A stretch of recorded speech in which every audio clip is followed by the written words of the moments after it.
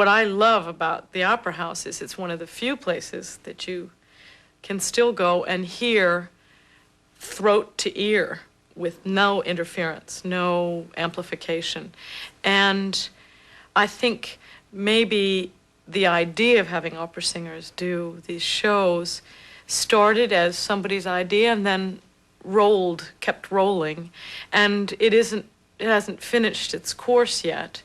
And I don't think it's been a bad course. I think maybe there are obvious taste differentials within it. I love Ethel standing there, behind the hill, there's a busy little still. And that's, something happens to me, and that brassy sound, and I can just remember that feeling of going into the theater all the time. I just loved it. And opera was strange to me. The idiom was different, what people were doing, and it seemed quite harsh. And it's taken me much longer to just fall in love with the operatic part. The biggest challenge of opera was, it's never vamp until ready. You got to do it when you're supposed to. Yeah, that's true. Having been to the Broadway stage when you were real young and appreciating it from an audience standpoint, what got you into opera?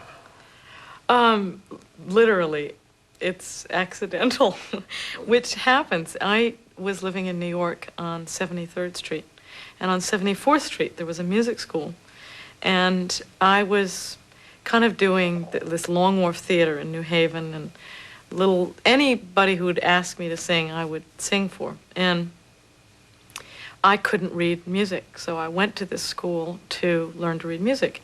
And they said, you ought to really get involved in the program and come to school. Let us educate you. And I had not heard of Mahler at that point. I'd heard of Mozart, but many of the major composers I just weren't in my experience, in my ear, or my education. And I was there for singing, but I learned one aria to go and audition, Connais-tu le pays, and just kind of bumped into it and thought it was fun, a little stilted, a little stiff. And what I love about it now is not only the challenge it is to the voice. What we ask our voices to do is really Mary Lou Retton, stand on end and jump and flip and take these big breaths. And I sort of fascinated by that. And what I think I really love is the make-believe. And what greater place in the world, or could one be engaged, paid to play dress-up? If I were to sing, "Who cares if my boat goes upstream?" you'd say there's an opera singer trying to sing Showboat. Whereas if I do it more conversationally, "Who cares if my boat goes upstream?" Now there's actually very little difference in the vocal production and the vocal stance, but it's an attitudinal difference more than anything. I didn't spend so much time thinking about, I'm going to really sing here and I'm really going to project my voice. I'm going to speak. I'm going to speak with music. Pop singers sing on the consonants. They sing and we get away from the consonant as quickly as we can. Right. And that's a big transition for us and a big difference. And if you use the amount of support in pop singing for the microphone that we do, you blow the engineer's brains out.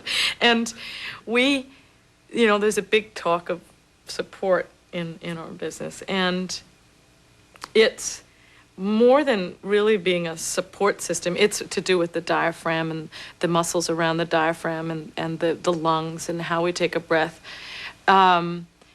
It's not as much as something you do as something you don't do. I think of it as more as a stretching out of the spine and keeping as much space as you can between the top of your head and the lower spine. And it's just a kind of an expansion of the muscles and then keeping them out so that the air keeps flowing. And I made a little kind of a pop record for CBS, and the producer kept saying, "No, Flicka, that sound, get the vibrato out, sing kind of more straight, and sing with a more breathiness in your voice." And it is different. Singing, the production of sound for opera is different than the production for pop singing. And I have the greatest respect, having tried to do this record and gone through the process, for pop singing. I think that people assume that somehow singing an opera is a lot harder work than singing a musical like Showboat. It's not true. It's still hard work. I think because to an American audience, they're hearing something in English, they're hearing something in American English that they know, that they can sing in the shower. There aren't that many people who are truck drivers or who are factory workers who necessarily are going to wake up in the morning and get in the shower and sing Ella Jamai Mamo. However, they might very well get up and sing Can't Help Lovin' That Man of Mine or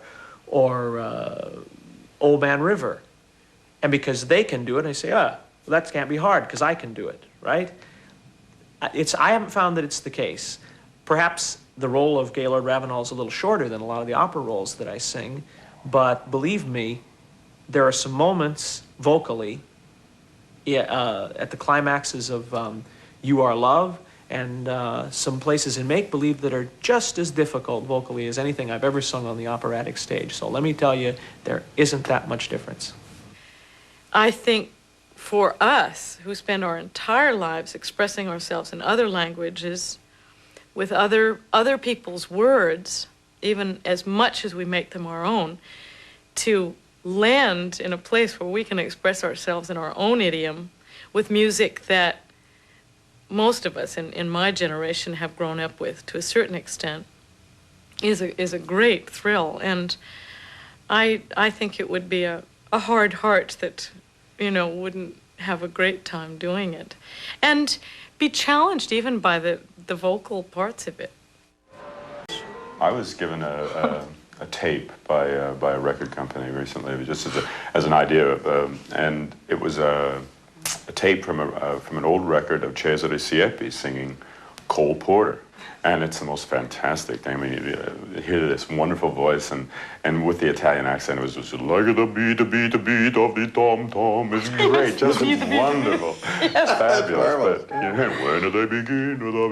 It's fabulous. They're wonderful recordings. I don't know if you've ever heard one of, like Tebaldi singing Gershwin and singing. Really? I didn't know that. And it's, one of them, all I think is, if I loved you, time and again, I would try to say. Well, it is fabulous, and there's so many different things to appreciate. Yeah. If it's the voice, it doesn't matter if there's an accent. No, not at all. Think of Pinza.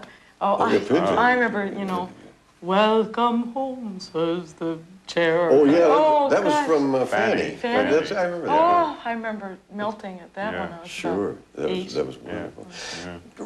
To this day, do you run into anybody that says, I'm talking about a purist viewpoint that might say, now come on, Rossini and Jerome Kern on the same program, how could you? For me, on recitals, I always do, one of my encores is always Old Man River. Yeah. And usually people forget the rest of the recital, They say, oh, fabulous Old Man River, never mind, Attila and Schubert. And the thing that always attracted me to it was, just the sound of the low voice. That's I don't remember the first time I heard it, but that's what first attracted me to it, was just these low notes rolling out of whoever was singing it. And I don't know, and it's just become such a classic song in its genre, that it always gets such a fantastic, no matter where I sing it. I mean, I just did a series of recitals in small towns in Italy this past January. And I always include Old Man River, no matter where I am, and it always gets a humongous... Even outside the United States? Yes, even... Well, I wonder, I don't know the extent to which your audience would have understood the language. Perhaps they do. But it's got things working for it on more than one level. Not only the music, but there's a lot of philosophy in that English sound. For sure, it's ageless. This song, I mean, because it's. I can remember one of the most, I don't know, ironic times that I saw it performed was when I was in college. I remember years ago, I was sitting just watching television late one night. And the Tonight Show was coming on, and so I was going to watch the Tonight Show because William Warfield was going to be on, and I always loved his singing. So I was going to stay up and watch it. And they cut away. They came on a news bulletin, and it was about the riots in Watts in Los Angeles, the Watts uprising, you know. And they showed all this, you know, all the uprising there in Watts. And then they came back live to the Tonight Show, and there was William Warfield singing "Old Man River." You know, with that, you know, it's very interesting with that text and what had just been seen on television. It's always very interesting. Television sometimes has inadvertent juxtapositions. Right. Very, very interesting indeed. Everybody knows Old Man River. Everybody knows Bill. Everybody knows Can't Help Loving That Man of Mine. And I was amazed, frankly, not at the response in the United States, but I was overwhelmed by the response in Europe, because everywhere that I've gone to sing in Europe since that record was released, I've been literally inundated with people. Well, I'll give you an example. I sing in Vienna a lot, and countless people have come backstage after performances at the Vienna State Opera and said, "Oh, I loved your Showboat. It's such a fantastic piece, and oh, it's wonderful." Now, maybe it's because Showboat is very, very much in their minds in the same family as Viennese operetta. How we're presenting Showboat is maybe not authentic. In other words, I'm singing arias that don't just belong to the role of Magnolia. I'm singing Julie's arias as well. And I feel lucky to do that because Fish Gotta Swim is really Julie's aria and Bill. And I can remember sitting on top of my mother's piano, dressed up in her clothes in, I won't tell you, 19, and singing, "He's just my Bill, an ordinary," and, you know, being highly encouraged by my mother to even begin this career of slightly making a fool of myself. And I've been in love with that song my whole life. I think for me, Gaylord Ravenel is, well, who wouldn't want to sing those tunes? Who wouldn't want to sing Make Believe? Or who wouldn't want to sing You Are Love? It's a great part. It reminds me in many ways of the kind of singing that I did when I did The Student Prince. I mean, they're very, very similar. It's that same kind of wonderful, soaring, romantic, melodic line that every tenor whose heart is beating loves to sing. The duet part of it with Jerry, Magnolia and Ravenel, I think I just can't help singing it in the way that I see it, and I see it as real operetta and kind of old-fashioned, and I can't help seeing Irene Dunn in my mind's eye, singing all of it and seeing her face and thinking of it. It's an old-fashioned concept of romance, and I think of it with a little bit Hearts and Flowers and all that part of it. In general, it's I don't know, I just feel it's like a party that we were all lucky enough to go to.